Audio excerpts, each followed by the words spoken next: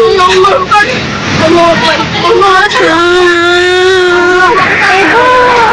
turun berapa, Bu? Bisa tuh, Ibu.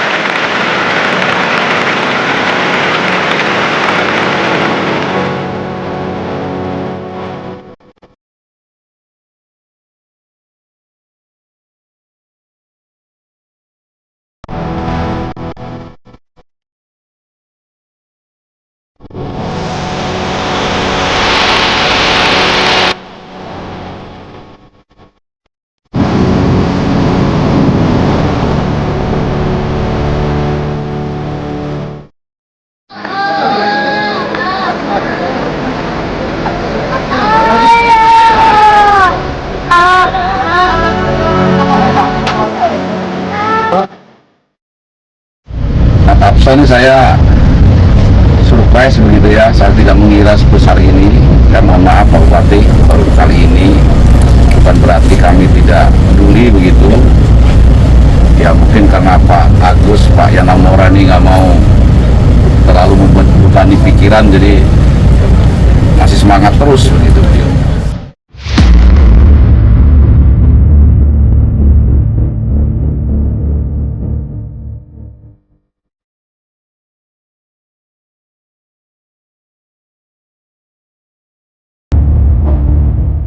Kepala Badan Nasional Penanggulangan Bencana atau BNPB, Legend TNI Suharyanto, akhirnya meminta maaf setelah mengeluarkan pernyataan yang terkesan meremehkan kondisi bencana di Sumatera.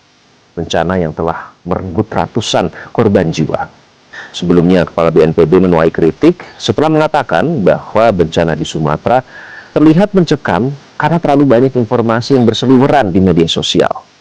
Yang kita butuhkan nih Pak, pernyataan yang empatik dan simpatik.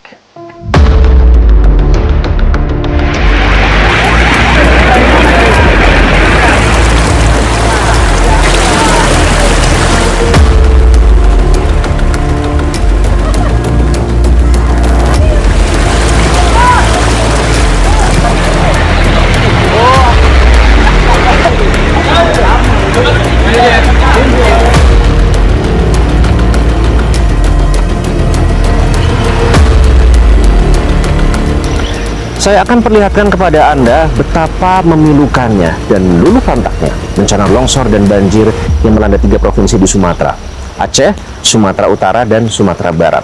Setidaknya per 2 Desember 2025, BNPB telah mencatat ada 1,5 juta orang terdampak bencana ini.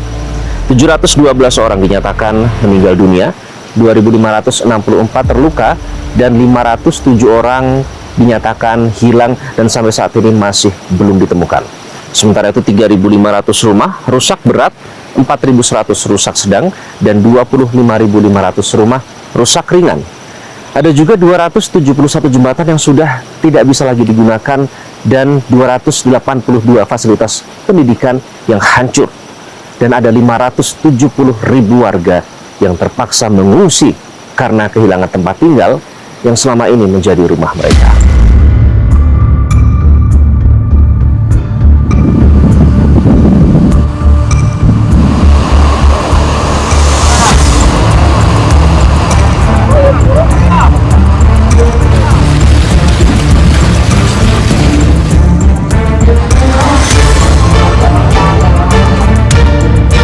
Sementara itu, hewan peliharaan tidak bisa diselamatkan. Bahkan hewan yang dilindungi pun seperti gajah, mati, terbawa air, dan terjepit di antara tumpukan kayu. Akses jalan putus, distribusi logistik terhambat, warga terancam kelaparan. Penjarahan pun tidak terelakkan.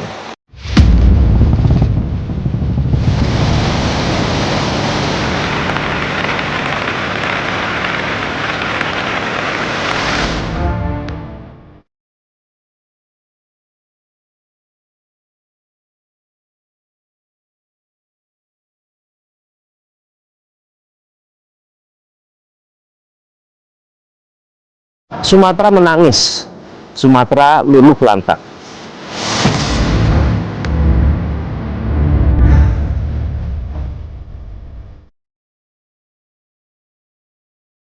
Insya Allah kita dengan kerjasama erat, teamwork yang baik, kita bisa segera menghadapi musibah ini, segera memberi solusi-solusi kepada kesulitan rakyat sekarang ini. 3 Bupati Aceh kompak menandatangani surat ketidakmampuan menangani bencana banjir. Kemampuan upaya penanganan darurat bencana dan mohon kepada Bapak Presiden agar kiranya membantu penanganan banjir di Kabupaten Aceh Utara. Demikian pernyataan ketidakmampuan ini sampaikan, dan atas bantuan Bapak Presiden Republik Indonesia kami ucapkan terima kasih.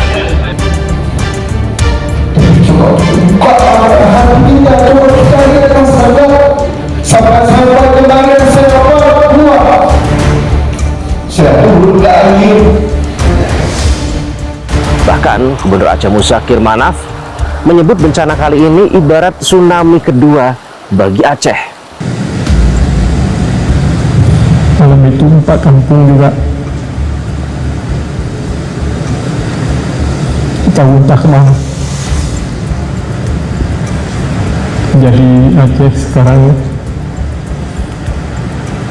tsunami kedua kan. Jadi inilah tugas kita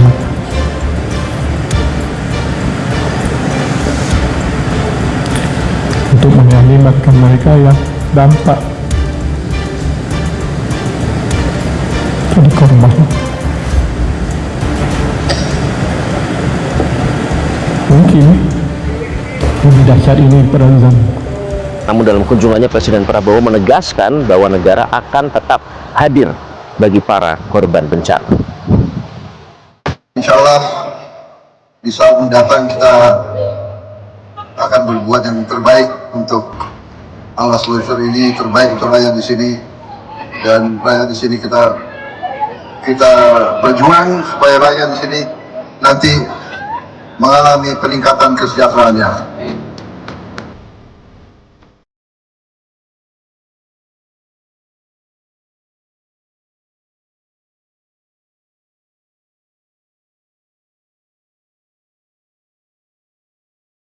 Bencana alam seharusnya bukan menjadi momok baru bagi masyarakat. Mitigasi bencana yang matang tentu akan dapat meminimalisir dampak dari bencana. Pertanyaannya, sejauh mana pemerintah mengusahakan mitigasi bencana yang matang bagi masyarakat?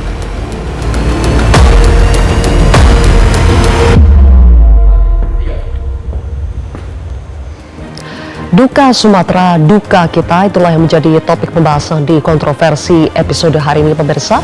Bersama saya, Zilvia Iskandar, saya akan langsung mengulasnya bersama dengan 4 narasumber di studio Metro TV. Yang pertama di sebelah kanan saya adalah anggota Komisi 4 DPR RI, Johan Rosian. Selamat malam Pak Johan. Malam, Pak. Berikutnya ada pakar kehutanan dan lingkungan, Profesor Sudarsono Sudomo. Prof. Sudar, selamat malam.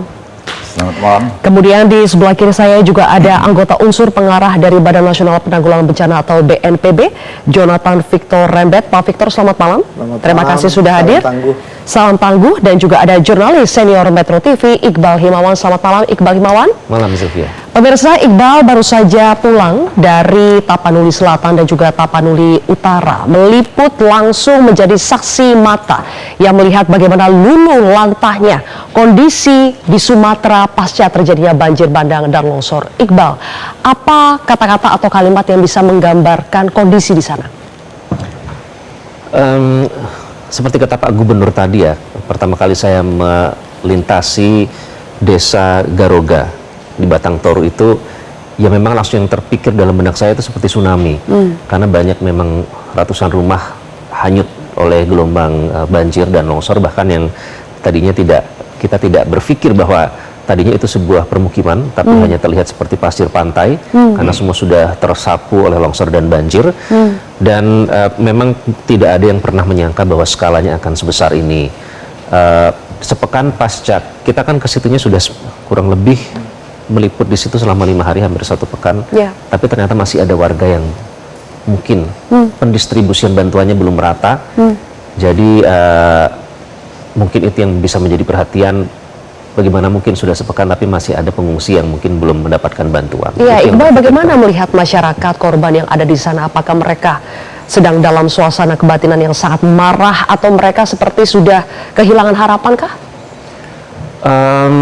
Sebagian besar kalau mungkin kita lihat seperti di gambar yang ada di belakang Anda Ya. saat ini, lebih ke masa depan ya. Mereka tidak punya bayangan sama sekali bagaimana akan melanjutkan hidup. Karena sebagian besar pengungsi yang saya wawancara itu hanya sempat hanya ada baju yang melekat di badan mereka. Ya. Karena semua terjadi begitu cepat, mereka tidak sempat menyelamatkan barang-barang berharga, surat-surat dokumentasi atau surat berharga, bahkan sampai dokumen yang anak-anak mereka, Ya, akta kelahiran. Nah, Tidak ada yang itu selamat ya? Tidak ada yang selamat. Jadi mereka lebih berpikir nanti ke depannya gimana. Kalau sekarang jujur, bagi mereka yang sudah tinggal di pengungsian, setidaknya mereka sudah bisa hidup tenang dengan adanya bantuan makanan 3 kali sehari, tempat berlindung, shelter.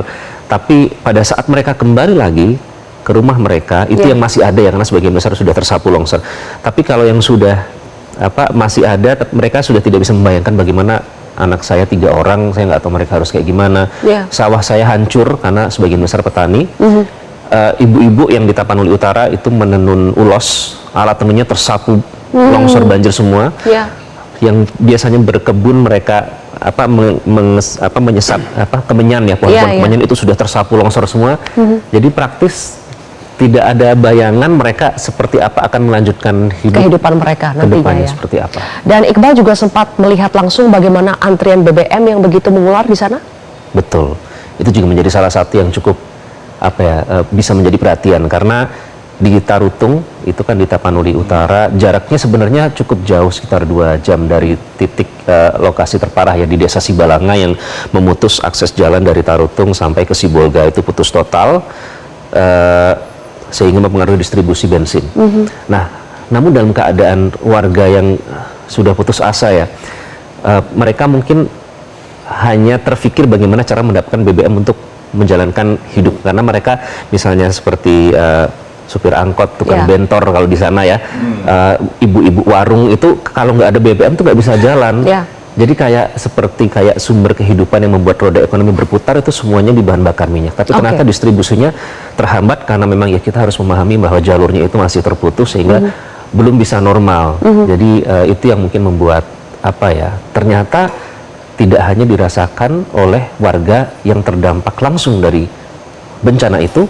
Bahkan mereka yang berada jauh pun terdampak juga. Oke, kami akan putarkan bagaimana liputan Iqbal di sana dan penggambaran Iqbal ketika berada di lokasi langsung, ketika mengambil langsung video yang dirasakan, apa yang dialami oleh masyarakat. Boleh diputarkan teman-teman bagaimana suasana yang ada di sana. Sungguh tidak bisa terbayangkan ya buat kita yang mungkin berada jauh dari lokasi, berada di ibu kota, mungkin kita tidak bisa melihat, merasakan langsung. Tetapi bagi mereka yang ada di sana, betapa duka ini sangat-sangat terasa. Satu hal lagi yang bisa kita lihat adalah duka yang diperlihatkan langsung oleh salah satu bupati yang daerahnya terdampak langsung oleh banjir bandang dan juga longsor, yaitu dari Bupati Aceh Utara. Yang beritanya viral pada hari ini kita lihat Bapak Bupati menangis, menyampaikan bahwa dirinya sudah tidak sanggup lagi untuk menangani bencana yang terjadi di wilayahnya. Kita kembali lagi ke tayangan liputan dari Iqbal Himawan ketika menyusuri sungai. Cukup beresiko ya. Terlihat seperti sungai ya. Kayu yang alirannya bisa saja lebih deras dari ini jika cuaca berubah.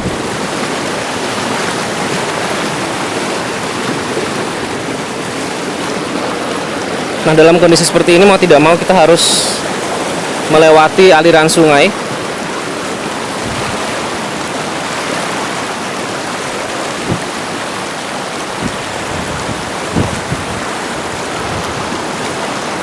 Kita akan mencoba menyeberang.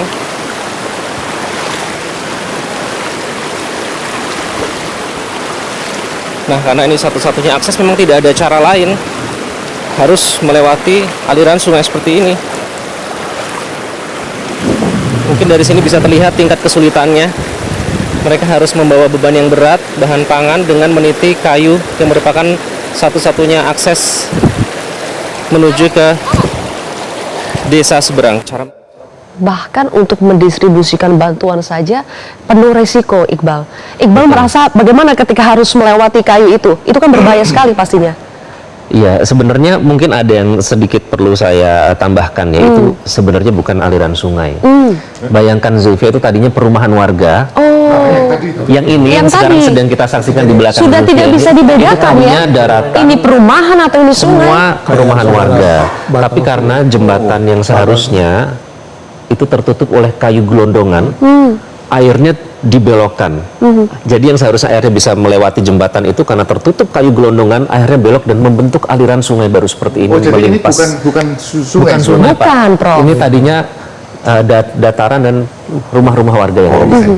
Jadi ini bukan aliran sungai. Air mencari Ya, jalur. Betul, air itu mencari Dan jalur gambaran bentuk seperti ini adalah potret yang terjadi bukan hanya di Sumatera Utara ya, tapi juga kita bisa lihat banyak di Aceh, banyak juga yang seperti ini. Nah, pemirsa, kami akan mengajak Anda sekarang untuk pergi ke Aceh. Kita akan berbicara langsung dengan salah satu bupati yang wilayahnya terdampak sangat parah oleh banjir bandang dan juga longsor, yaitu Bupati Aceh Utara. Sudah bergabungkah Bapak Ismail Jalil. Pak Ismail, selamat malam. Ya, selamat malam. Baik, Pak Ismail, sebelumnya kami dari Metro TV ingin mengucapkan bela sungkawa. Kami turut sangat berempati atas apa yang terjadi menimpa warga Bapak di Aceh Utara dan juga di wilayah Sumatera lainnya. Pak Ismail, hari ini video Anda beredar begitu luas, Anda tampak begitu emosional, menangis begitu sedihnya, memohon bantuan kepada Presiden. Apa yang sebetulnya terjadi di daerah Anda, Pak? Ya, terima kasih. Pertama sekali, saya mengucapkan terima kasih kepada Metro TV yang telah meliput kami yang ada di Aceh Utara. Terima kasih banyak. Perlu saya ceritakan yang bahwa pertama sekali kami di Aceh Utara terjadi musibah melanda Kabupaten Aceh Utara. Dari 27 kecamatan, cuma 2 kecamatan yang tidak terjadi musibah, tapi bukan tidak terjadi, hanya sebagian dari 2 kecamatan tersebut. Lain semua bencana terjadi di Aceh Utara. Maka saya sampaikan, bencana yang terjadi di Aceh Utara lebih daripada tsunami. Karena tsunami terjadi hanya pesisir, tapi ini semua dari 27 kecamatan. Maka oleh karenanya kami di Aceh Utara tidak sanggup, karena BTT kami hanya sedikit, jadi bencana ini yang luar biasa. Sampai-sampai kami kemarin di Kabupaten Aceh Utara, saya panggil semua pejabat-pejabat yang ada di Aceh Utara. Saya minta keikhlasan dari semua pejabat eselon 2 dan eselon 3 untuk menghibahkan TPP mereka untuk beli Indomie, beli minyak, beli air mineral untuk kita distribusikan kepada seluruh masyarakat yang terdampak musibah. Karena kesediaan kita di Aceh Utara hanya beras, maka musibah yang luar biasa. Maka kami di Aceh Utara tidak sanggup, saya selaku bupati tidak sanggup lagi menahan, karena persoalan di Aceh Utara yang luar biasa terjadi musibah. Maka saya mohon kepada Bapak Presiden untuk melihat kami yang ada di Aceh Utara yang sedang terjadi musibah bencana. Demikian. Oke. Pak Bupati, apakah bantuan dari pemerintah provinsi maupun pusat belum menjangkau daerah Bapak? Sampai saat ini belum dari pemerintah pusat. Belum ada sama sekali, Pak? Belum ada sama sekali. Oh, ada berapa kecamatan atau titik yang masih terisolasi di wilayah Bapak yang sama sekali warganya belum mendapatkan bantuan, Pak? Sebenarnya belum mendapatkan, tapi kami di Aceh Utara sudah melakukan secara maksimal. Yang ada kemampuan kami yang ada di Aceh Utara sudah melakukan. Nah, sudah menerobos ke tempat-tempat isolasi masyarakat kita menempuh perjalanan dengan jalan setapak, karena di jalan-jalan itu semua lumpur, tiang-tiang listrik semua roboh, rumah-rumah masyarakat terdampak di jalan-jalan. Maka kami tumpuh jalan setapak untuk mengantarkan makanan kepada masyarakat yang mengungsi di pedalaman.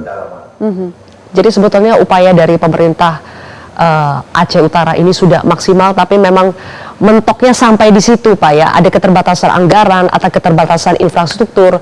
Mudah-mudahan ini bisa mendapatkan perhatian dari pemerintah provinsi dan juga pemerintah pusat. Bapak Bupati, nanti kita akan lanjutkan kembali perbincangan ini. Bapak Bupati tolong tetap stay, kita akan kembali lagi pemirsa usai jeda berikut ini.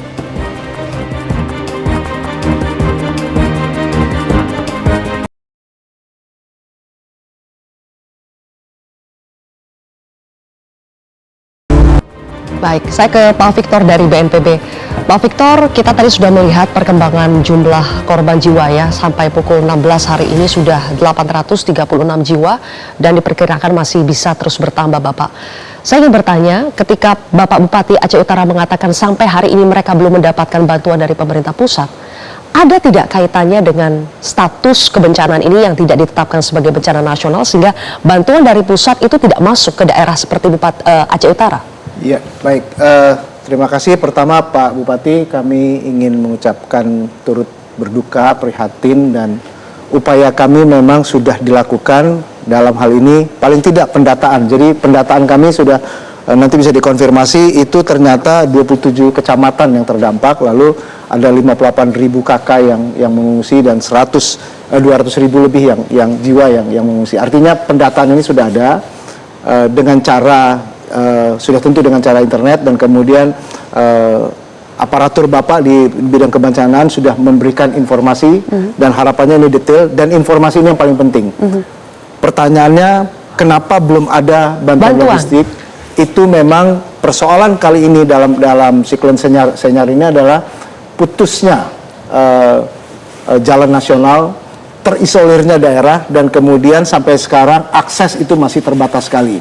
Dan oleh karena itu juga ketika dilakukan operasi modifikasi cuaca, kami sudah punya 18 helikopter, itu pun berusaha untuk melihat cuaca agar tidak mencelakakan bantuan. Jadi bantuan itu juga dalam kondisi yang agak riskan, dan kemudian kita berbicara ini, tetapi ini sudah ada dan kami sedang berusaha. Aceh Utara sayangnya tidak memiliki perairan yang mampu untuk melakukan bantuan melalui air ya. Itu salah satu upaya. Udara, air sudah dilakukan. Di Sumatera Barat kalau kita lihat malah ini cukup mengharukan, karena bahkan perahu-perahu masyarakat dipakai untuk menolong sesama warganya. Ini luar biasa. Ini kita bicara ketika mungkin judulnya kita kontroversi, malam ini mungkin enggak. Karena ini mungkin kita bicara agreement, karena bukan dialektika tesis antitesis, tapi kita bicara bagaimana kita melakukan upaya-upaya empati untuk semua masyarakat Indonesia. Kalaupun ada perbedaan, kita ingin sesuatu yang terbaik untuk mengurangi duka, dan kemudian bagaimana setiap warga bisa dengan cepat bisa mendapat bantuan. Pertanyaan itu tadi mengenai skala. Ada tidak hubungannya dengan tidak ada bencana ini yang tidak ditetapkan sebagai bencana nasional? Penetapan bencana nasional itu tidak mengurangi,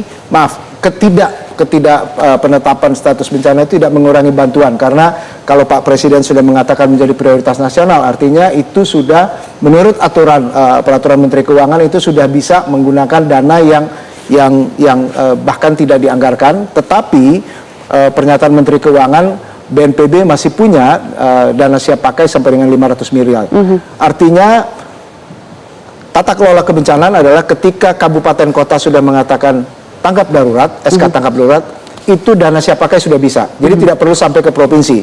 Dan ini sudah provinsi, artinya semakin kuat. Dan itu bukan hambatan untuk pengerahan sumber daya dan pembiayaan, karena yang paling kita tadi yang kita highlight, Pak Bupati mengatakan BTT-nya sangat terbatas. Ya, kami juga yakin BTT itu sangat terbatas. Kemudian kemampuan sumber daya OPD amat sangat terbatas, dan memang prihatin sekali kalau sampai pejabat-pejabat eselon 2 dan 3 harus mengeluarkan uang mereka sendiri Uang untuk membantu, pribadi. tapi itu luar biasa. Terima Baik. kasih Pak. Ini adalah kultur Indonesia yang kami sangat hargai, tetapi kami tidak berhenti di sini. Pendataan sudah ada, Nah. artinya help on the way. Itu dia Pak Victor, help on the way, tapi masalahnya ini udah 1 minggu. Ya. Pasti keadaan di sana sudah sangat memprihatinkan Pak. Jadi yang namanya orang itu lapar, kehilangan semuanya, itu pasti apapun bisa terjadi dalam Ya. situasi seperti itu. Adakah upaya yang sedang dilakukan supaya bantuan setidaknya bisa mendarat besok begitu Pak? Dari data yang kami dapat, artinya yang ingin segera dibuka adalah akses darat, dan itu dalam 1-2 hari ini sudah akan, paling tidak dari pengerahan alat berat itu sudah akan bisa sampai ke Aceh Utara juga. Jadi ini jalan darat yang diupayakan, karena kalau kita melihat operasi modifikasi cuaca direncanakan sampai dengan tanggal 4 Desember, artinya ini hanya untuk mengurangi hamparan air yang tadi yang kita lihat, tetapi akan membahayakan juga untuk airstrips. Dan kemudian yang paling cepat dilakukan adalah pembukaan akses darat. Oke. Sekali lagi kita berharap Diupayakan dengan sekuat tenaga, all out, karena ini sudah perintah Presiden. Iya, mudah-mudahan korbannya masih bisa sabar menanti ya, karena Ya. itu pasti sudah berat sekali keadaannya di sana. Pak Johan, tanpa mengurangi fokus kita yang sedang berusaha untuk menyelamatkan para korban, tapi desakan masyarakat untuk mencari biang kerok dari bencana ini adalah siapa, itu semakin menguat Pak, dan saya yakin itu juga yang diinginkan oleh rekan-rekan di Komisi 4 DPR. Apa hasil dari pertemuan dengan Menhut hari ini? Sebelum ke situ saya ingin menanggapi sedikit apa yang disampaikan oleh Pak Victor.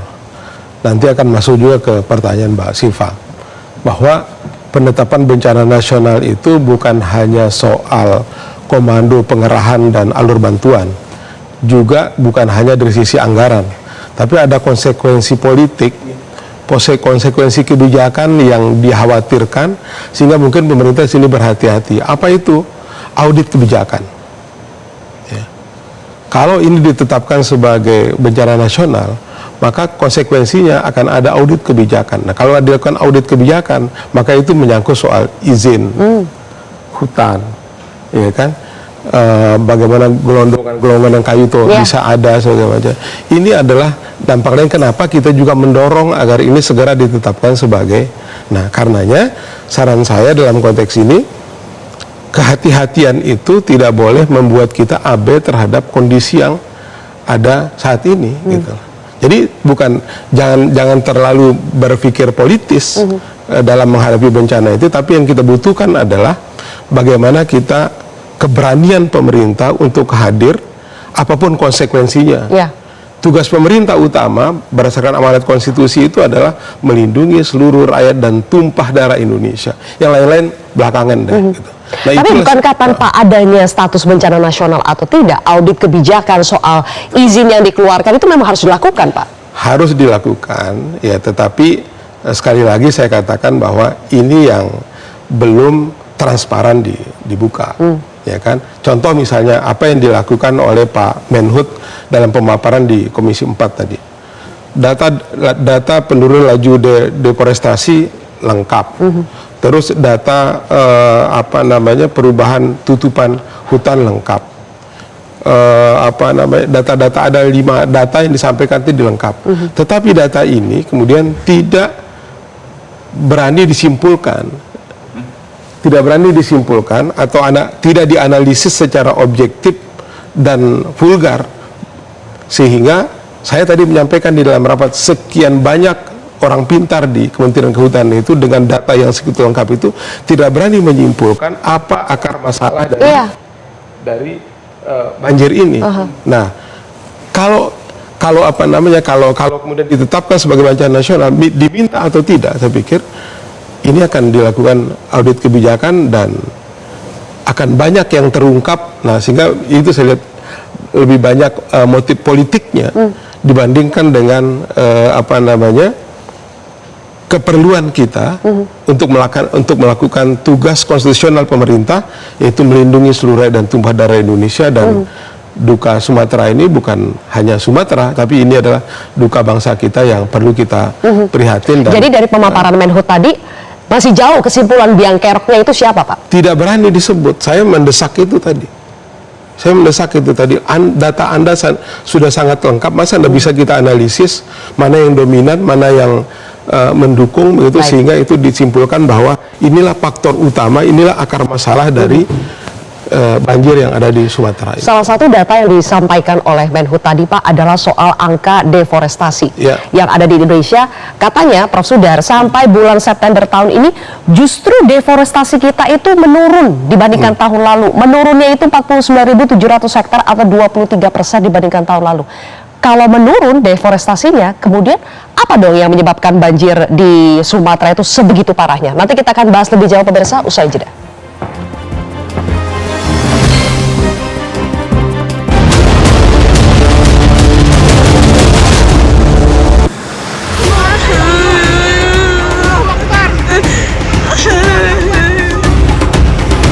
Memang besar kemungkinan ada dampak dari kebijakan-kebijakan yang melakukan kerusakan terhadap lingkungan sehingga akibatnya sampai sekarang kita rasakan.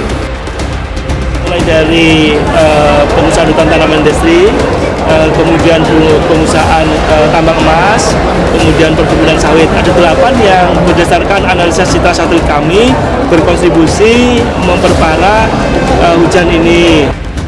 Terkait dengan masalah temuan kayu gelondong yang sudah terkelupas, kami secara lisan sudah berkoordinasi dengan Menteri Kehutanan dan besok kami akan melaksanakan rapat bersama untuk menurunkan tim gabungan untuk melakukan proses penyelidikan.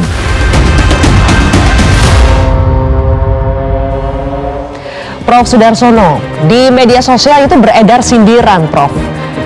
Negara-negara lain juga banjir, tapi yang pakai kayu gelondongan itu cuma di Indonesia.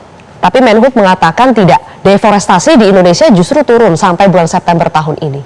Jadi apa dong biang keladinya, Prof, menurut Anda? Baik, terima kasih Mbak Silvi. Duka kami untuk saudara-saudara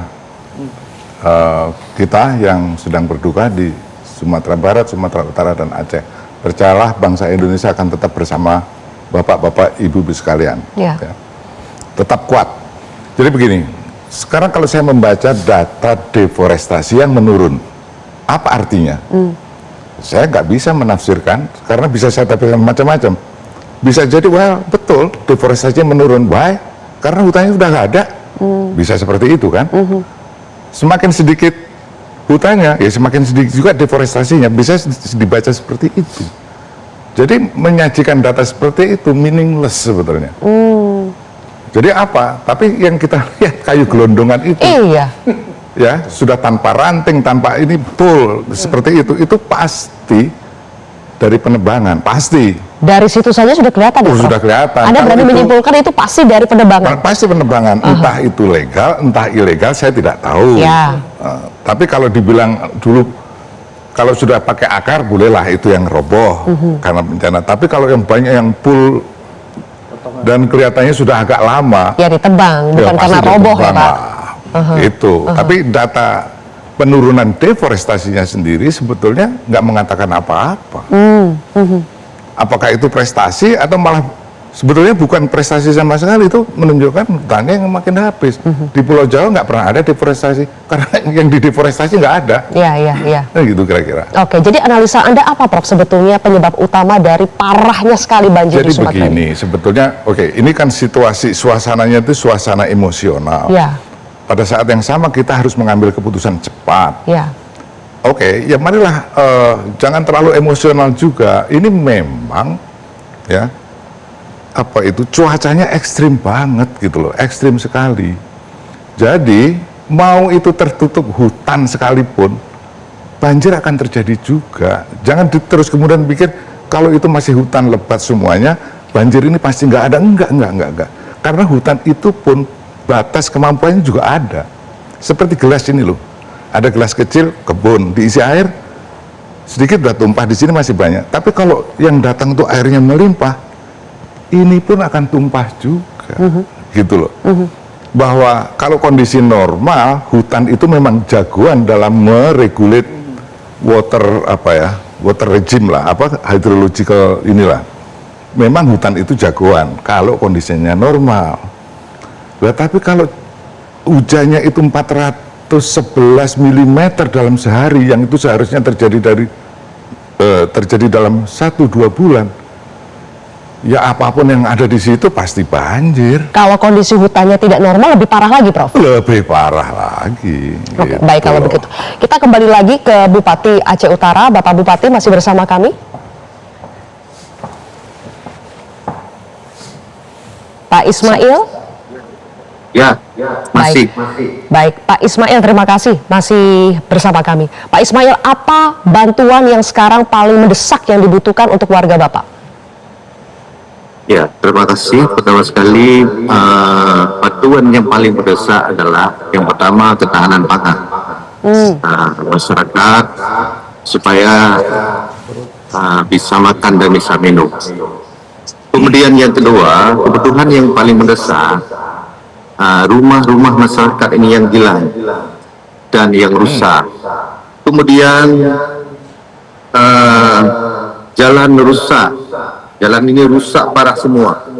Irigasi putus, tanggul sungai putus, harta benda masyarakat ini hilang semua. Nah, kemudian yang paling mendesak untuk menerobos ke dalam perdalaman, ini kita membutuhkan alat berat. Karena di Kabupaten Aceh Utara di kami minim sekali alat berat. Itu yang paling penting. Kemudian yang paling sedih saya sebenarnya sampai 10 hari ini belum ada seorang pun pejabat negara yang ada di Jakarta datang ke Aceh Utara. Ini saya paling sedih. Kemudian kemarin juga saya bersurat kepada BNPB minta pesawat untuk mentransportasi makanan kepada masyarakat kita yang terisolir. Itu sampai sekarang pun belum ada. Maka kami tempuh jalur setapak untuk dapat ke kem-kem pengungsi. Kemudian sedih sekali saya ini, sebenarnya pusat ini kayak anak tirikan kami di Aceh Utara. Sebenarnya kami Aceh Utara ini bagian daripada negara Republik Indonesia.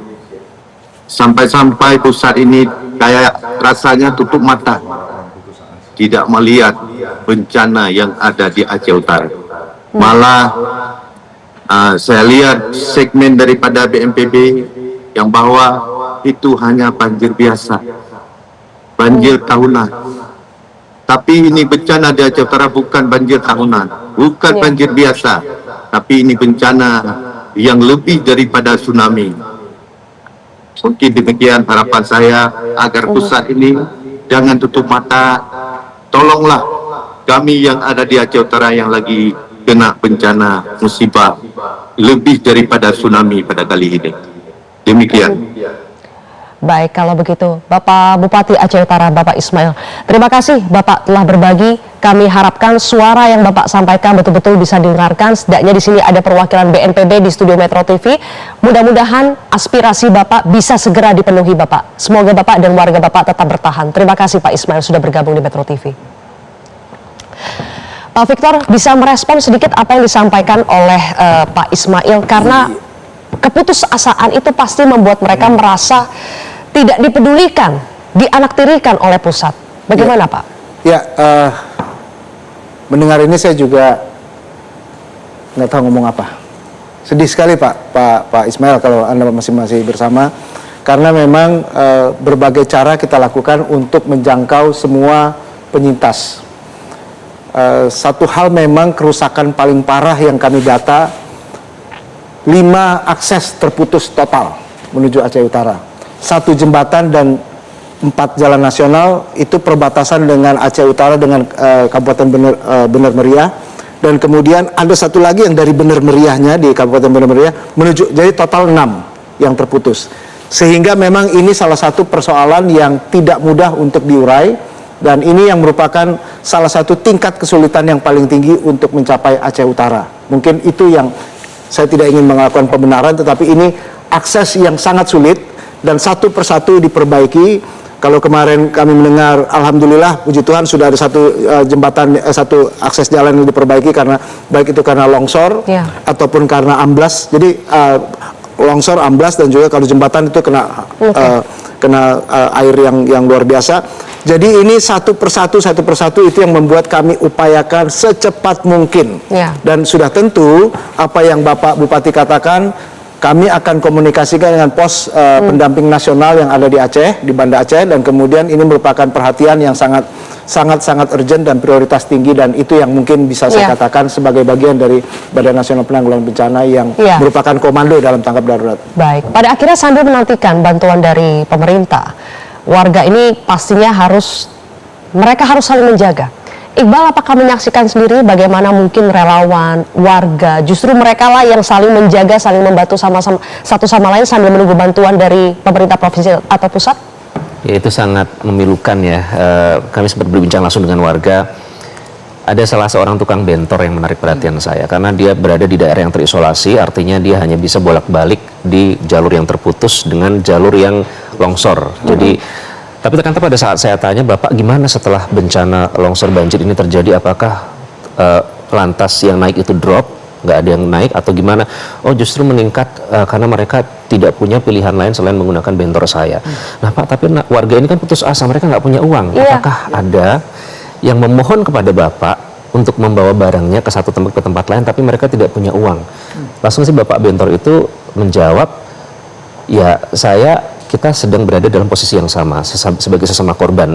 Jadi saya hanya bisa membantu. Jadi Bapak nggak apa-apa nanti punyanya berapa, atau bahkan jika tidak punya sama sekali, ya saya akan antarkan karena saya sangat paham kondisi psikologis sesama korban gitu kan. Tapi nanti gimana Bapak? Apakah nggak takut nanti nggak punya modal?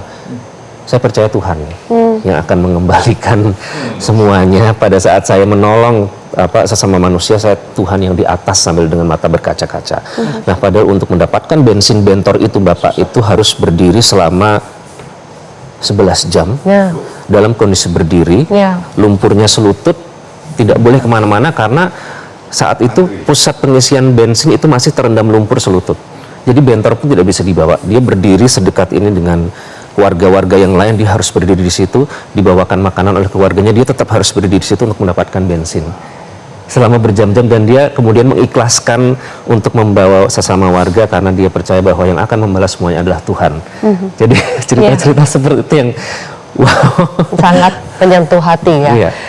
Baik pemirsa, kami akan lanjutkan kembali. Tentu cerita-cerita yang menumbuhkan harapan ini tentunya akan lebih luar biasa lagi kalau misalnya ada kebijakan yang betul-betul bisa melindungi mereka, mencegah mereka dari apa yang mereka alami saat ini. Itulah yang akan kita bahas berikutnya. Jadi apa solusi terdekat yang bisa diambil oleh pemerintah? Sesaat lagi.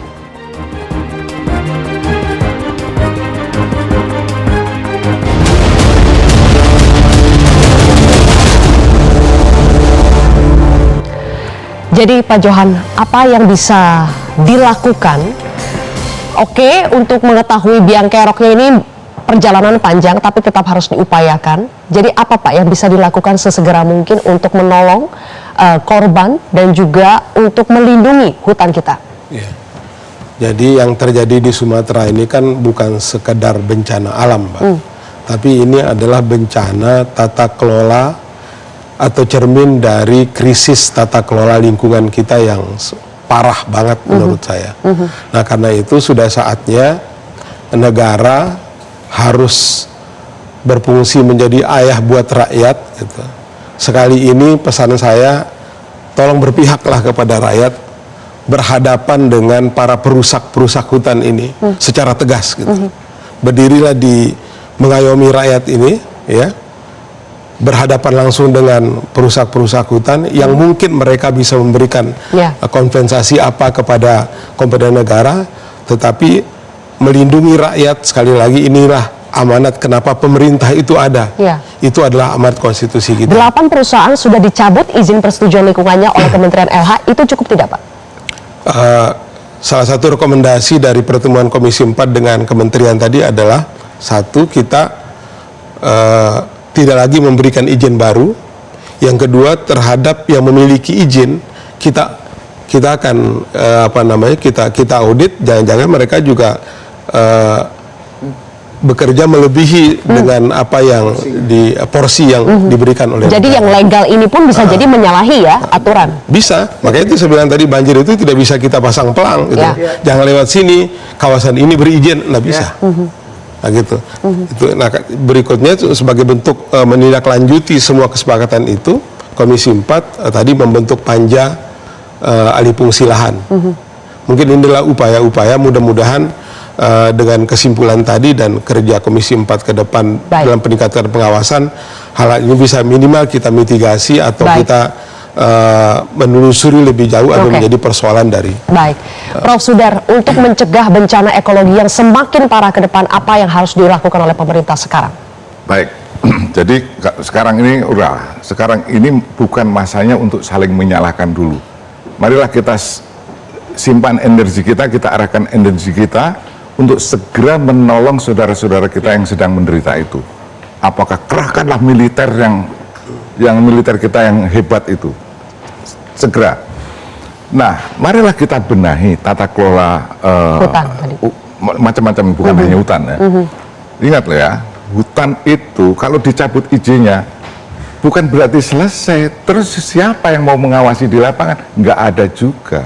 Sekarang itu yang klaim kawasan hutan yang 2/3 tanah Indonesia 120 juta itu, terdapat 30 juta yang tidak berhutan. Oke, kenapa? Lu terus untuk apa menguasai tanah begitu besar, tidak mampu juga memanfaatkan, tidak mampu juga mengontrol? Ya, apakah kalau kemudian menjadi semak belukar itu lebih baik? Jangan dikira kalau itu dicabut, hutan itu tetap utuh, tidak juga. Jadi itu perlu kita pikirkan betul. Bagaimana memanfaatkan dan mengontrolnya ya? Exactly. Baik, Prof. Sudar. Pak Victor, di satu sisi bencana kita semakin banyak, tapi kita tahu anggaran BNPB semakin sedikit. Bagaimana cara BNPB memitigasi potensi bencana ke depan dengan anggaran yang seperti ini?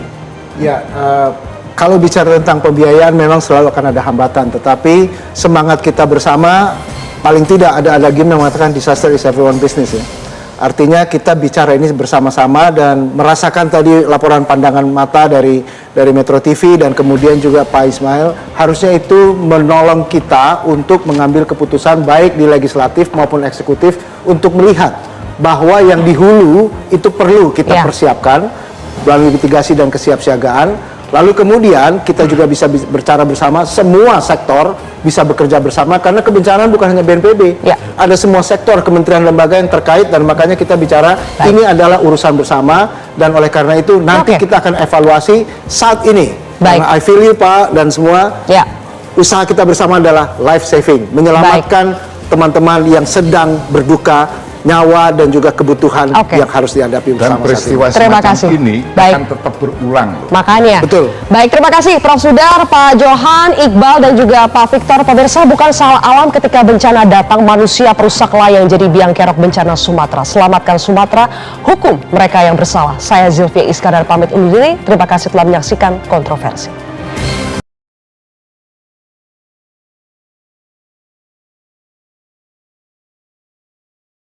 Jelajahi cara baru mendapatkan informasi. Download Metro TV Extend sekarang.